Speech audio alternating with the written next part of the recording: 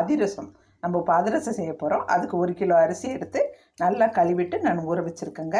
இதை தண்ணியை வடிச்சிட்டு நம்ம இப்போ உடறதுக்கு கரெக்டாக இருக்குங்க. மிக்சியில் போடுறதுனால போட்டுக்கலாங்க. இன்னும் கொஞ்சம் இது இப்போ மாவு அரைச்சிட்டு வந்துட்டேங்க. மாவு பாருங்கள், நல்லா நைஸாக அரைச்சி கொடுத்துட்டாங்க.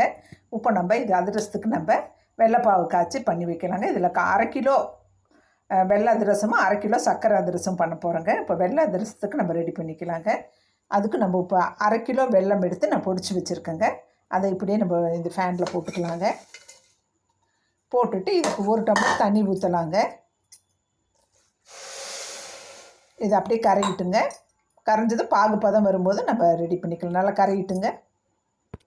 இப்போ பாகு நல்லா கொதிச்சிட்ருக்குதுங்க. நல்லா கம்பி பதம் வரணுங்க. அப்படி தண்ணிக்குள்ளார விட்டால் ஒரு பொட்டு அப்படியே நிற்கணுங்க, மிட்டாய் மாதிரி.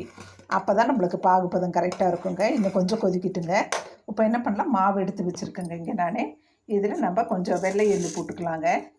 எள்ளு வேணுன்றவங்க போட்டுக்கோங்க.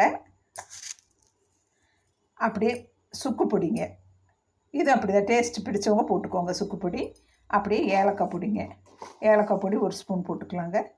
நான் சர்க்கரையோடு சேர்த்து நுணுக்கி வச்சுருக்கேங்க. இதை போட்டுக்கலாம். இப்போ பாகு ரெடி ஆனோடனே நம்ம இதில் ஊற்றி கலக்கலாங்க. இப்போ கொஞ்சம் பாகு எடுத்து நம்ம ஊற்றி பார்க்கலாங்க.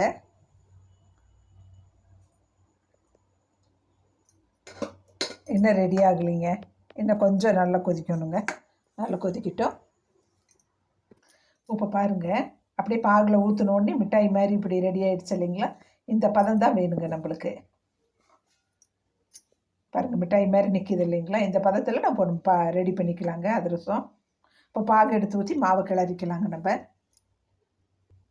அப்படியே பாகு மேலே அப்படி இதில் பாகு வெள்ளங்காட்டி இதில் மண் இருக்காதுங்க. இதை அப்படியே கொஞ்சம் கொஞ்சமாக ஊற்றி நம்ம தோசை கரண்டி பின்னாடி காம்பு இருக்கும் இல்லைங்களா, அதில் அப்படியே கிளறிக்கலாங்க. வேணுங்கிற அளவுக்கு பாகு எடுத்து ஊற்றிக்கலாங்க. இப்படி பாகு ஊற்றிட்டாங்க. இது நல்லா இப்படி எல்லா மாவோடு நல்லா கலக்கிட்டு நான் காட்டுறேங்க. இப்போ பாருங்கள், நல்லா நான் அப்படி கிண்டிட்டேன். இது என்ன பண்ணலாம், நாளைக்கு, இன்றைக்கி பண்ணக்கூடாதுங்க. நாளைக்கு ஒரு பாக்ஸில் போட்டு வச்சுட்டு ஒரு துணி போட்டு மூடிட்டு நாளைக்கு நம்ம பண்ணிடலாங்க இந்த வெள்ளை அதிரசம். இப்போ இனி அடுத்து சர்க்கரை அதிரசம் பண்ண போகிறோங்க. இப்படி பாக்ஸில் போட்டு வச்சுட்டோங்க. நல்லா ஆறட்டுங்க. ஆறின பிறகு துணி போட்டு கட்டிக்கலாம். இப்படி நெய் 2 ஸ்பூன் ஊற்றி நம்ம எல்லா பக்கமும் அப்படி தேய்ச்சி விட்டுறலாங்க. அப்போ காயாமல் இருக்குங்க மாவு. சரிங்களா? இது 1 நாள் கழித்து நம்ம சுட்டுக்கலாங்க. வெள்ளை அதிரசம் தட்டி வச்சுருக்கேங்க. இது அப்படியே எண்ணெயில் போட்டுக்கலாங்க. நம்ம நல்லா வெந்துட்டுருக்குங்க. நல்லா பார்த்து நிதானமாக அனலுக்கு கொஞ்சம் கம்மியாக வச்சுட்டு பண்ணணுங்க. சூப்பரான வெள்ளை அதிரசம் ரெடியாக இருக்குங்க. இது நல்லா வேகட்டுங்க. பிளேட்டிங் பண்ணலாங்க.